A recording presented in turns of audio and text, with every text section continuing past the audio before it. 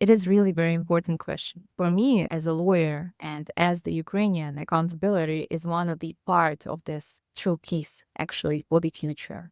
I can't imagine, to be honest, how we are talking about any kinds of lasting solutions for the future without true accountability for the future.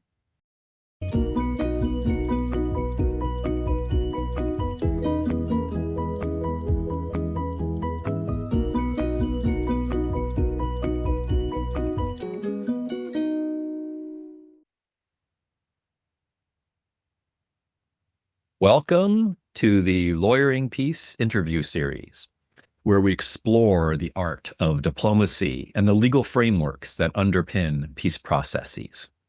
You are listening to our special series focused on peace negotiations and peace building in Ukraine. Join us as we hear from prominent figures who have played pivotal roles as lawyers, negotiators, and diplomats in the quest for peace in Ukraine. I'm your host, Dr. Paul Williams, the president and founder of the Public International Law and Policy Group, and the Rebecca Grazier Professor of Law and International Relations at American University. Now, in recent months, there have been halting steps towards a ceasefire and negotiations to end Russia's war of aggression against Ukraine. With our guests, we've been exploring some of the key issues and challenges that arise during negotiations and possible options for tackling these head-on.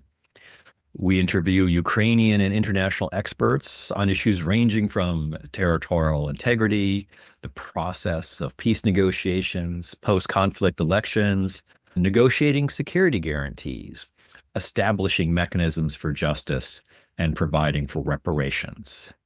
Now, today, I am very excited and very honored to welcome my good friend, Yuna Potomkina. Yuna, welcome to the program. Hello, Paul. Thank you so much. And it's a big honor for me to be here today. Great. Well, for the benefit of our listeners, let me provide a little bit of biographical information about you, and then we'll jump right into the questions. Yuna is a Ukrainian lawyer and mediator, and the head of Alternative Dispute Resolution, and the co-head of Public Advocacy and Law, as well as a newly minted partner at the law firm of Osters. She is an expert in negotiation, mediation, and settlement agreements. She served as an advisor to the first deputy head of the Ukrainian negotiation delegation at the Trilateral Contact Group in Minsk from 2020 to 2022. Yuna is also a trusted contributor to the discourse on Ukraine's peace process and has recently published in Foreign Affairs magazine and the Atlantic Council publications. Since the beginning of Russia's full-scale invasion, she has advised private and corporate clients on military law, mobilization, and regulatory authorities. Now, today, specifically, we are going to draw upon Yuna's extensive expertise to discuss the intricacies and challenges of a peace process for Ukraine. So let's begin. Yuna, can you give us a little bit of the backstory about how you became involved in the earlier Minsk rounds of negotiations and your role in advising on that trilateral contact group? Of course. Thank you, Paul. So the whole my life, somehow I was comparing two different roles. One of them was lawyering in a different status. And except of this, also I was advising at that time to the vice prime minister, who became basically the deputy head of the Trilateral Contact Group. So the process at that time was on the online basis due to the COVID situation in the whole world.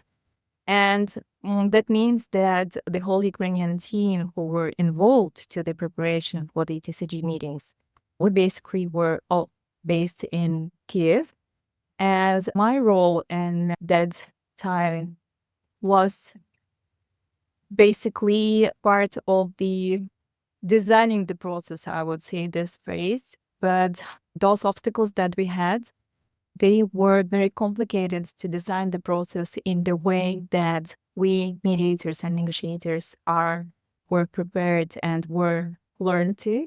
So basically, that was something that we needed to do from the scratch. And except of the designing the process, another part of my responsibilities was to work with the legal part. So basically, the legal framework of that negotiation process, that was the part of the TCG preparation.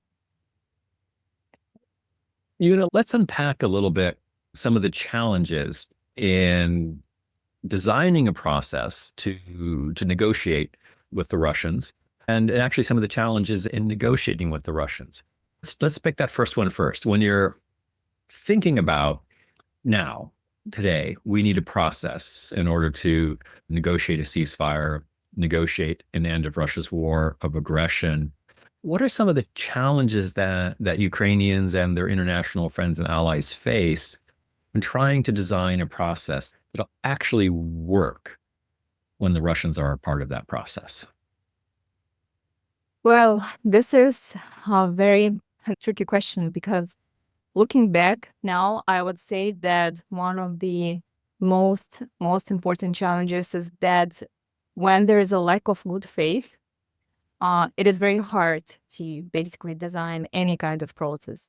And this is something that we learned before because the lack of good faith on the part of Russia was always the part of the negotiation process. So historically, they have used negotiations not as the path to resolution, but as tactical pause. And something we saw clearly during and after the Minsk process. So Russia often uses talks to another purposes. So they're using it to, for example, regroup militarily or insert demands that undermine Ukraine's sovereignty. You do remember that in Minsk process, such as calls for special status for the occupied territories, or, for example, premature elections under occupation. And I would add that another major barrier is the absence of enforcement mechanism that we had before in the Minsk process. So without credible consequences for violations, negotiations become opportunities for manipulation rather than the progress in these negotiations. And another important point is that strategic challenge. And here it is important to mention that Russia's goals are not limited to territorial gains, and they're not changed, unfortunately.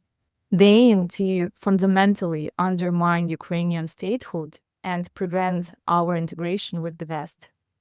So when one party's objectives are existential and is that maximalist, the space for any kinds of compromise becomes extremely narrow, and the whole designing of the process becomes as one big challenge. So, given those difficulties, the Russians think about negotiations from a tactical perspective, how they can use the negotiations to accomplish their objectives. How might you design a process today so that the Russians can't manipulate the peace process to accomplish their objectives of both territorial aggression as well as seeking regime change undemocratically in Ukraine and prohibiting it from integrating with the West? What would you be advising folks on what a process might look like? Well, I would think that it is important to avoid critical pitfalls in designing this process. So one of them is excluding Ukraine of the whole negotiation process. Yes, so that has happened in Minsk for some period of time. And we are talking not only to excluding Ukraine as the party of the process, but as the real decision maker in this process. Because the example gave us that the real decisions were made elsewhere by France, by Germany, sometimes by Russia, with Ukraine under immense pressure to accept the outcomes. So I believe that this is first point which is important to take in advance to design a new process. The second point is that we cannot allow any new process to rush to a ceasefire, what we see now, without robust security guarantees. So ceasefire are only useful if they're enforceable and linked to concrete steps that prevent renewed aggression. And the third is we must reject vague and non-binding commitments. So any future agreement must have legal clarity, defined responsibilities for all parties, including Russia, and international mechanism for monitoring, attribution, and enforcement. And my perspective that all three points has to be basis for the designing the process for the future. Now, Yuna, if Ukraine was able to work with its friends and allies to design a process if you just laid out, the Russians would be sitting across the table. And in your experience, they were, I guess, sitting across the Zoom chat or the Signal chat. And you've talked about their strategic approach to using negotiations as a way to delay or stall. But can you share with our listeners maybe some of the tactical things that you've seen the Russians engage in, or one of the phrases I like to use is, what sort of, bear traps have they tried to put into agreements that look okay or look consistent with international law, but actually trap the Ukrainians into something that is strategically important for Russia? Just so we have a sense of what's it like to negotiate across the table with a Russian delegation. Well, it's unpleasant to negotiate with the Russians. And I would say that sometimes you can feel that this is a masterclass, for example, for asymmetric negotiation. One of the examples that basically Russia crafted a process that looked legitimate of outside. So formal meetings, signed documents, but was structurally biased. So for example, while presenting itself as a mediator, Russia remained the aggressor. They manipulated the sequence of obligations, ensuring Ukraine had to act first, such as holding elections or granting special status, before Russia had the withdrawal troops or hand back control. So this sequences was a trap. And moreover, the agreements themselves were vague and unenforceable at that time. So they lacked clear attribution mechanism. So when violations occurred, it wasn't clear who was responsible. And I do understand how it was difficult for the international partners to see a clear picture of what is going on. So this ambiguity played directly into Russia's strategy to shift blame, to avoid accountability, while advancing its interests through proxy actors and, of course, disinformation, the high level of disinformation through the whole process. So let's actually take that same analysis, and if you're willing, to apply it to Ukraine's friends and allies. And when I work with pro bono clients, I always say there's no such thing as a bilateral negotiation, because the mediators, your friends and your allies, they have interests, legitimate strategic interests as well, and they will find ways of weaving them into the process, even if the mediator's the United Nations. And they always say no, and then 3 weeks later, they're like, whoa, okay, the mediator does have their own strategic interests. Talk to us a little bit about what it's been like to work with the friends and allies of Ukraine and how they strategically and tactically approach these negotiations, and what suggestions you have for improving their ability to effectively mediate. Sure. The role of mediator, it is essential. And I saw and I believe how hard it was for our international allies at that time when the mediator was basically OSCE, France and Germany, who was trying to have this role as the mediator. But I would say that the role for now is still essential, still the same essential, but their alignment with Ukrainians' strategic interests is even more critical.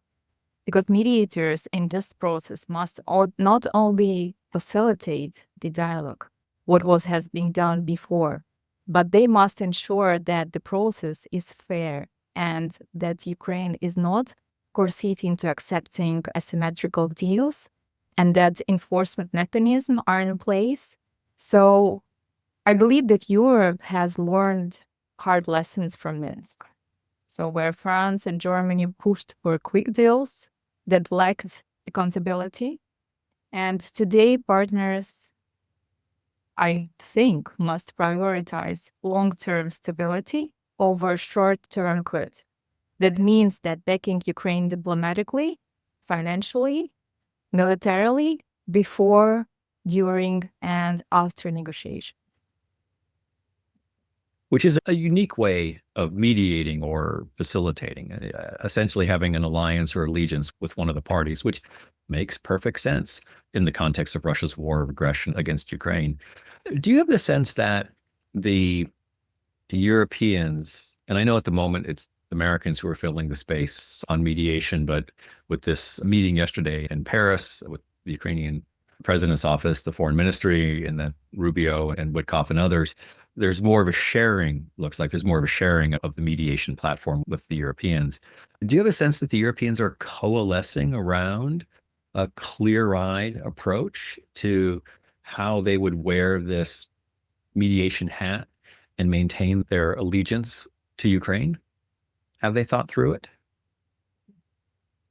Well, as Ukrainian here, I would say that I hope so.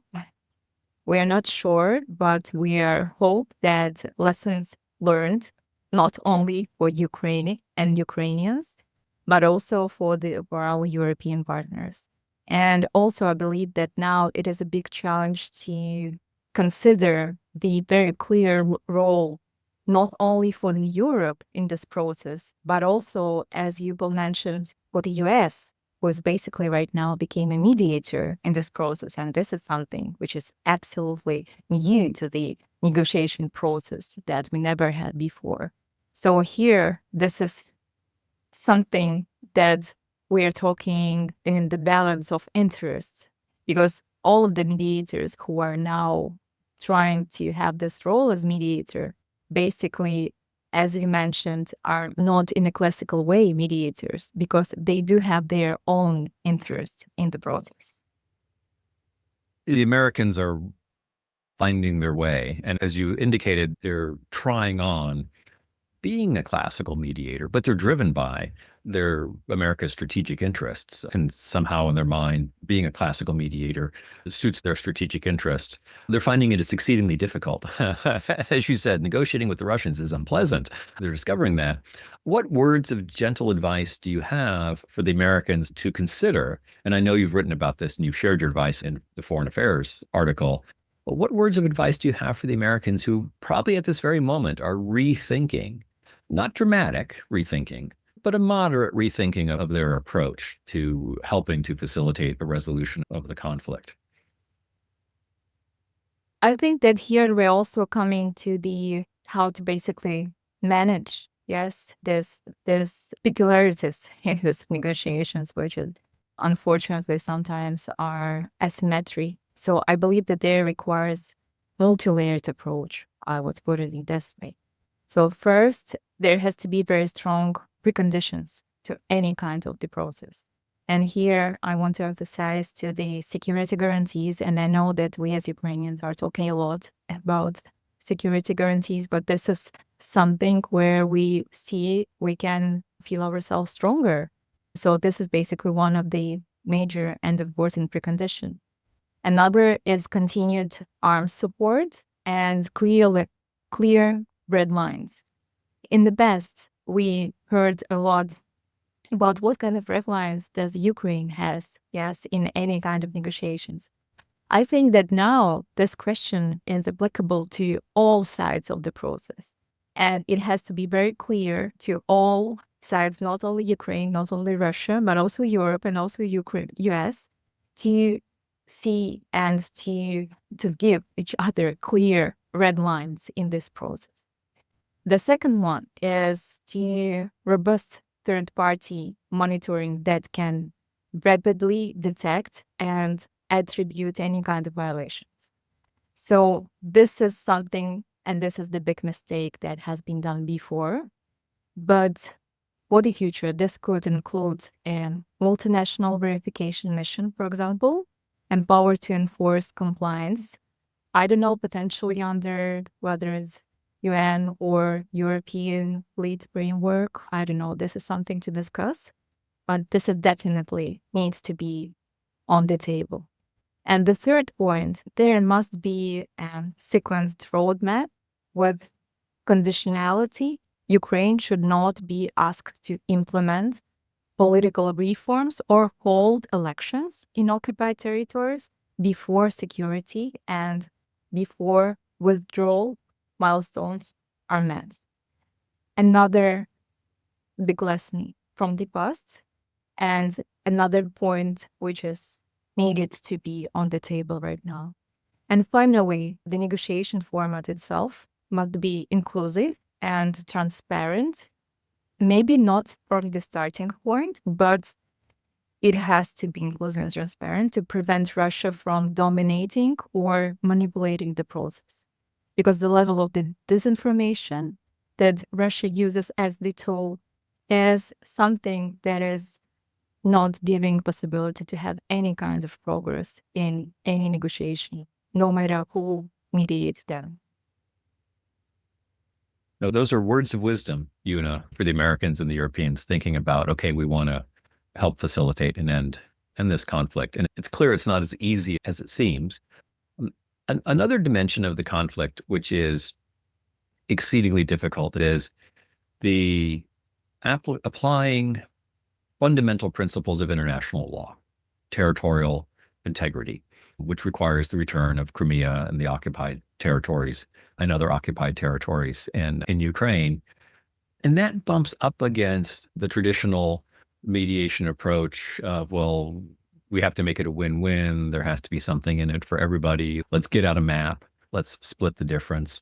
How do you see Ukraine and its friends and its allies dealing practically in a negotiation with that tension between the very clear legal principle of territorial integrity and Ukraine's right to get all of its territory back versus what's going to be pressure to split the difference or get to yes or get to win-win? Yeah. Well, it is excellent question. And the answer is not so clear and not so easy on one hand, but I will try to think about it in a way that, well, so basically we're talking about conditions for these negotiations and the result of this negotiation and how to be in balance. Yes, to have it all and also to be realistic in our interests and in our strategy and tactic. I would say that how we need to deal with our partners firstly is just continuing answering to you previously your questions, Paul. I think that first, it is absolutely important that Ukraine is fully included and empowered in the process, not just as the participant, but as the decision maker. The second is the military situation must be stable because negotiations cannot proceed meaningfully while cities are under attack. We cannot talk about any kinds of win-win strategy or any other strategies while our cities, as I said, are still under attack. The third, there must be a pre-agreed framework for what the end state looks like. And here, I think it is important to see this picture not only from the Ukrainian perspective, but also from the US perspective and from the Europeans' perspective. So the talks aren't about temporary fixes, but about sustainable solutions. And once again, these sustainable solutions are exceeded not only on to Ukraine, it is also the part of the European and solutions for them, US solutions for them, and Russia, of course. And fourth, our international partners must commit to enforcing the outcomes because it is not enough to have first, second, and third, and not to have fourth as the enforcing the outcomes of this process. So peace, well, it is not just the absence of war. It is the presence of justice, sovereignty, and accountability. And I hope that this is not only Ukrainian position. It's how we define the peace.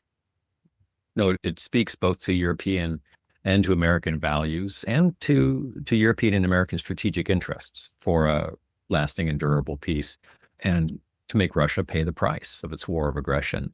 You mentioned negotiating while under attack, and I want to explore that a little bit because sometimes parties will negotiate without a ceasefire. They'll negotiate a peace agreement while the conflict continues. In other instances, they'll negotiate a temporary ceasefire to give time and space or they'll reach a temporary ceasefire to allow time and space for more detailed political negotiations.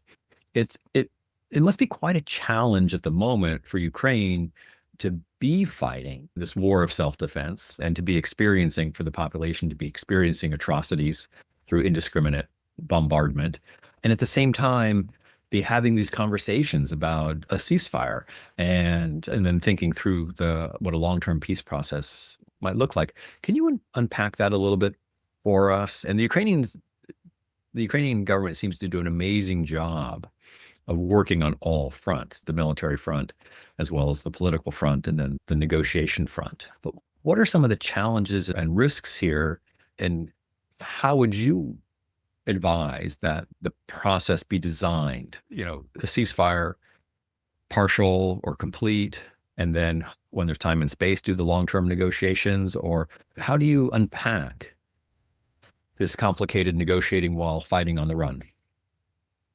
Yes, absolutely. So one key challenge is bandwidth. So our political and institutional resources are stretched. We are simultaneously fighting a high intensity war, managing economic resilience, and preparing for complex diplomatic engagements. And this is definitely creates real capacity strain. There is also the challenge of national consensus. Not many of us are talking about it, but any negotiation process must be transparent and inclusive. Otherwise, it risks domestic backlash. And we had such examples before, because after Minsk, many Ukrainians felt the agreements were imposed and illegitimate. So, in addition to military and legal readiness, we must also invest in dialogue with the civil society, veterans groups, displaced communities to ensure any agreement has democratic legitimacy. And this is also the peculiarity of Ukrainian society, because if the Ukrainian society is not agree with tactic, with the strategy, and with the results of negotiation, the history is giving us an examples that people just won't accept it because Ukraine is not Russia. Ukrainians really has their voices.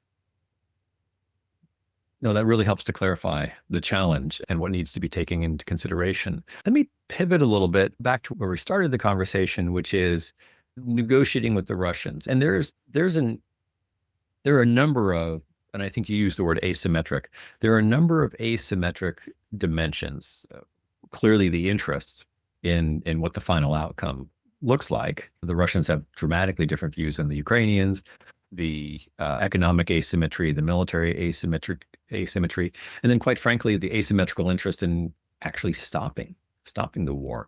There's quite a bit of analysis coming out now that Russia's entire economy is built around the war, and if the war were to stop, there would be serious more economic consequences for stopping the war and then continuing the war. So if you were advising the Ukrainian parties to the negotiations, what 3 or 4 points of wisdom would you share to help them navigate this asymmetry? And I say this from the context of in earlier peace negotiations that I've worked in, there's more or less symmetry or there's a little bit of misalignment and asymmetry. But here it's pretty dramatic. If you go through all of the various dimensions of this peace process, there's very little alignment between Ukraine and Russia. How should Ukraine navigate that? Well, I think that Yes, this is something that I was already trying to explore. And I think that for now, for the Ukrainians, it is very important to not to make the same mistakes as we had before, but not only for us, but also for the parties who are going to be involved in the process.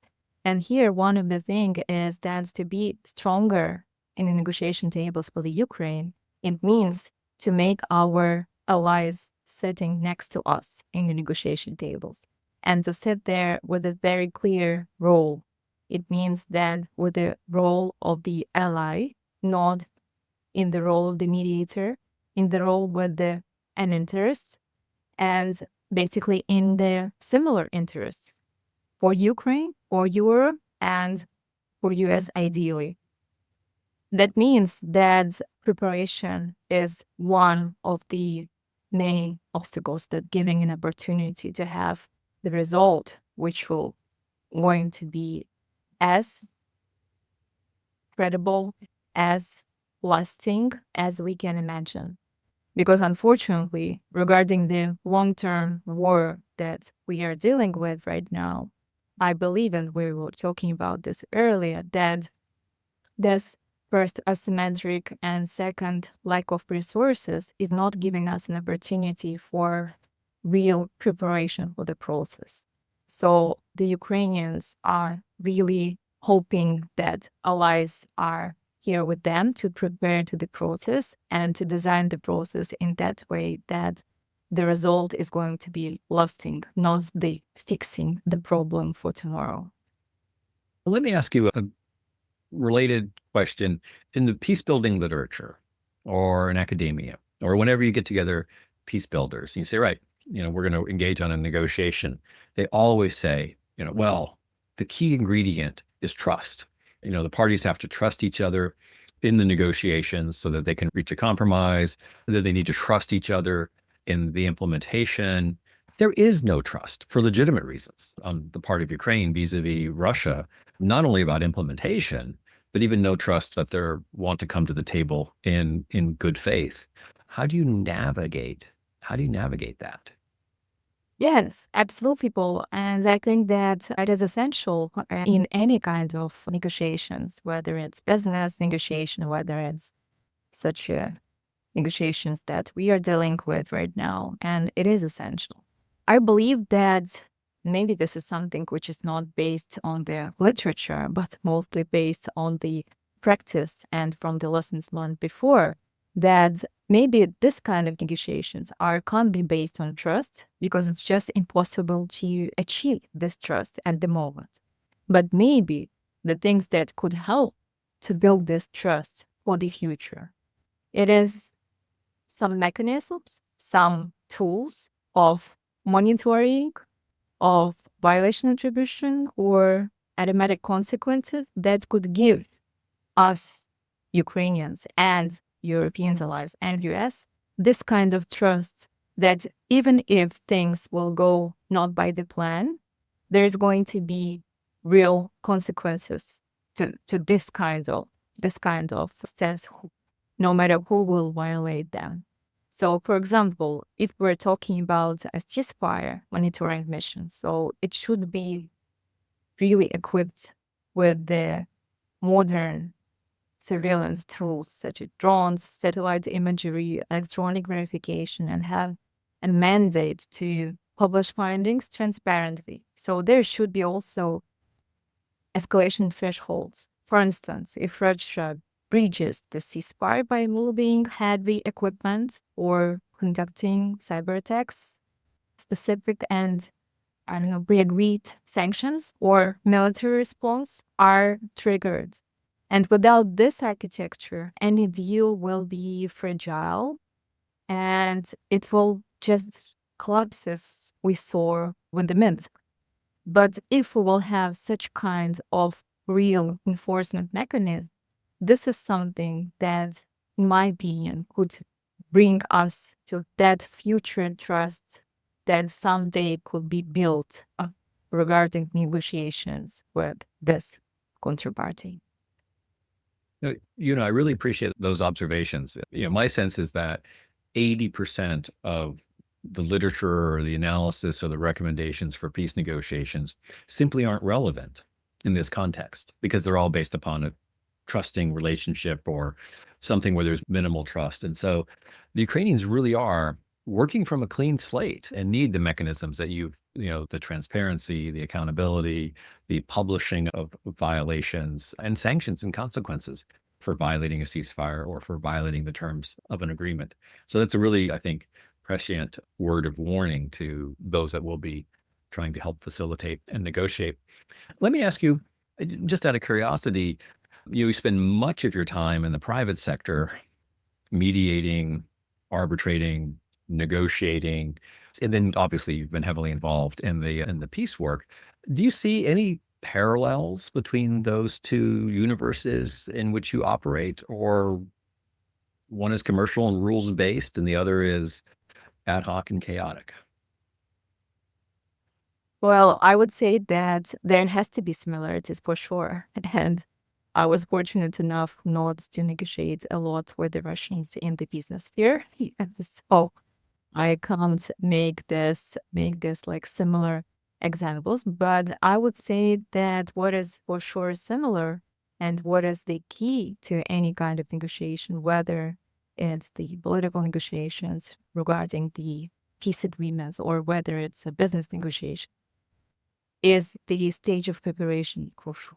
And I feel that it is something that Ukrainians need to learn more and wants to prepare more. Because regarding any kind of negotiation that you're going to have, whether we're talking about commercial issues or whether we're talking about peace deal, the real preparation, what the researchers, where they're looking to the not positions, but to the real interests, this is the crucial point to the any kind of procedure that at the end you will use to achieve whether it is a win-win or whether it is any kind of other resolution at the end. So preparation, once again, preparation. And bring your lawyers. For sure, always. Talk to me a little bit about the role of a lawyer in supporting a peace process. And for complete disclosure, this is a jobs program for my students. I'm always chatting up my students about, if you're a foreign service officer in your future, don't forget to bring your lawyer. And if you're a lawyer, don't forget to prepare so you can go and support your foreign service officer clients. But just share with us a little bit your personal experience about what it's like to lawyer peace. Sure. Well, it is fascinating and hard. And every time, what is interesting about the process that there is no opportunity to copy paste something from the past. What I mean is that, of course, you can use some tools, you can use some lessons, but every time this is something that you are creating basically from the scratch. I'm absolutely agree that the presence of on the side of the process, if you are in the role of the mediator, very important, because any kind of creativity of the counterparty or the sides of the process, it needs still to be done in a very clear legal framework at the end. And I think that this process is so magical at the end is because people are really in their very, I would say, in their nature regarding their role that they are using in the process.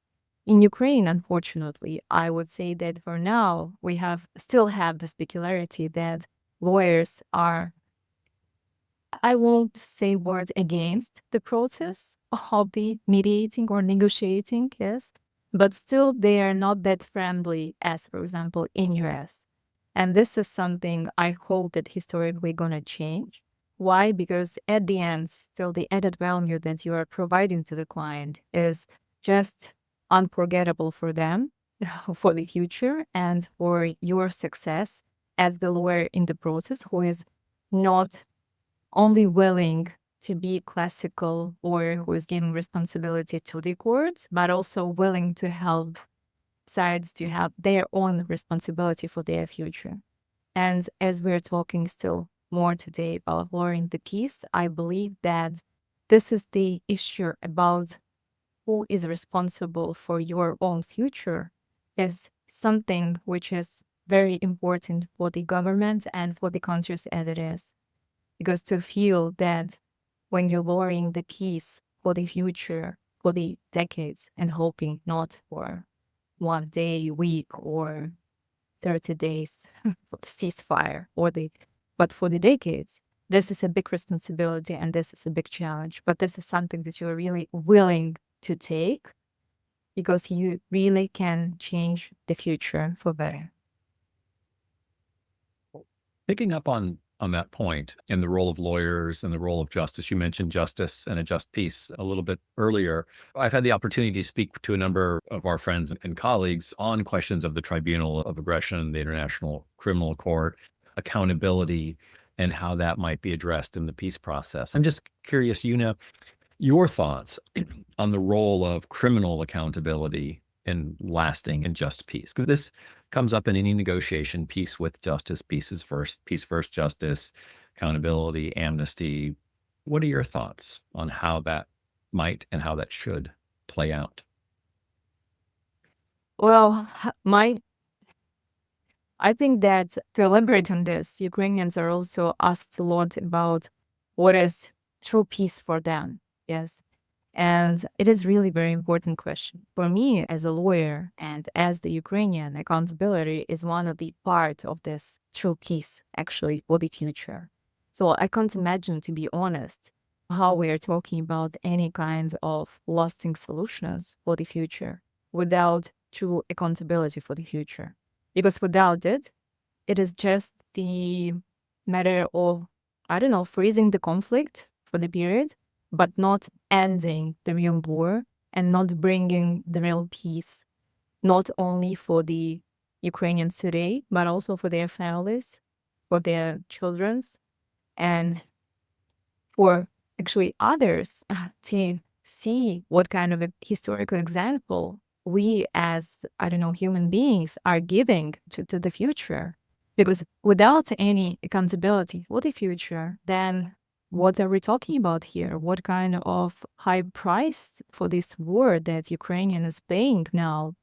And yeah, from I know someone could say that this is for now is just, I don't know, a dream or maybe too optimistic to think about any kind of accountability. But for me, as I said, this is truly the part of the real peace for the Ukraine for the future, no matter how long it would take us. I'm glad I asked you that question, Yuna, because I share exactly the same views. It's always nice to have my views validated by somebody so wise and so smart on this topic. Well, Yuna, I just have two more questions for you. The penultimate question is, and this is asking you to look into your magic ball. What does the arc of the peace process look like? And I ask this question because we all wake up every morning, we read the newspaper, and there's a 30-day ceasefire, or there's the meeting in Paris, or there's this, or there's that, or there's talk about the Black Sea, or we go on Twitter and we get little snippets of information. We don't really think beyond the next 3 or 4 days. But if you were to think a year, 2, 3, 4, 5, what does this process, what is the timeline of this process? And I know there is no answer, so it's not really a fair question, but you've been so good and so wise with all these other questions. What are you, if you were to ask yourself in a quiet moment, this is the 3-year peace process or it's 6 weeks, what does the future hold for the arc of this process? Well, well, I think that when I'm thinking about this like ideal future, yes, this, but let's call it not the fairy tale, let's really call it ideal future. I'm not thinking about the timing, to be honest, because if the duration of all this process is going to be year, 2, 5, 10, it's totally fine regarding that it will have the ceasefire pretty quick. What I mean is that with the building like resilience during ceasefire, this is something that my understanding could give us really big opportunity to be that kind of Ukraine that we're willing to be.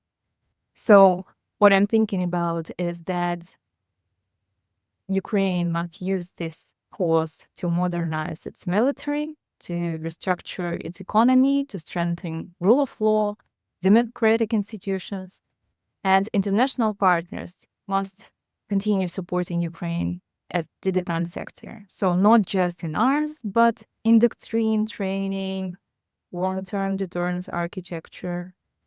And this whole picture is also needed to be added with the built up new social contract inside Ukraine. So one that integrates displaced people, addresses the traumas of war, and prevents international fragmentation. So a just peace means more than ending violence. It means restoring dignity, agency, and the real goal. And regarding all of this, the whole designing of the process for me, as I said, it's not about year, 2 or 10. It actually doesn't matter from the points when we'll have the ceasefire and when we'll have an opportunity to build that kind of Ukraine, which is not only willing to have a new war, but others will think twice to make any kind of steps as the full-scale invasion as we had in 2022. So a stable, prosperous rule of law Ukraine, which chills not only future Russian aggression against Ukraine, but Russian aggression against its other neighbors, and also puts this notion of aggression back in the box that the Russians have allowed it to jump out of. Well, let me ask you the last question. And many of our listeners are senior professionals who are engaged in and thinking about Ukraine and want to be up to speed on it. There's also a large cohort of mid-career professionals, but we do have a dedicated audience of young professionals. And I'd like you to share one or two points of guidance or thoughts that you have for them. To be completely candid, you're amazing, partner in big law, peace negotiation work. The work you've done in the Ministry of Defense, Ministry for Integration. A lot of young professionals want to grow up and be like you. What advice do you have in terms of professional thinking and approach to approaching this profession of being a dynamic and capable lawyer in a crazy world? Well, first, I would say that it never was my dream to be in such circumstances in which me and all Ukrainians are. And this is something that I believe gave me an opportunity to create the character not only as the human, but also the character as the profession. So somehow it became not very clear who am I? Am I just a lawyer, or am I just a mediator, or am I just a person in the government who are trying to fix what is going on? So basically that was something that was collaborated in all those skills that I had before. And to be honest, we were never educated to be such kind of people as we are here in Ukraine. And I'm really hoping that nobody from your students will have this kind of challenges that we're having now. But what I'm willing to address, yes, to the listeners is that you truly need to believe in what you're doing, because without this belief, everything is just won't be in the right place. I really think that the key of any kind of, I don't know, success, if you wish to say, is that true belief of your principles and of your dignity in any kind of process, any kind of cases you're taking, and believe that what you're doing is important and that you can really change the life for the future much better than it was before. So believe in yourself, believe in what you can make for tomorrow, and believe that small steps today can really change the whole long life for tomorrow, not only yours, but also the others with whom you are cooperating. I'm so glad you shared those thoughts, because you're an excellent example of a lawyer and a person who's made a difference. And young professionals oftentimes ask themselves, how am I going to have an impact? And, listening to this podcast, listening to those words of advice does reaffirm for young professionals that they've got 50 years ahead of them to practice law or policy or foreign affairs. and that you really can have an impact. So, I wanted to thank you for taking this time. You've been very generous with your time. I always love having conversations with you. So, so I've enjoyed this. As usual, I've learned a lot, and our listeners have learned a lot. And I've been so impressed with your candid approach during this conversation and with the amazing work that you've done on behalf of Ukraine and others, both in the private sector and in your various positions in the public sector. So, thank you very much for being with us on the program, and then also for the amazing work that you do. Well, you're very kind, and thank you. Thank you so much for this opportunity. And I really hope that not only for us, but also for listeners, that was interesting to hear. Thank you so much, and wishing you all the best. Thank you, Yuna.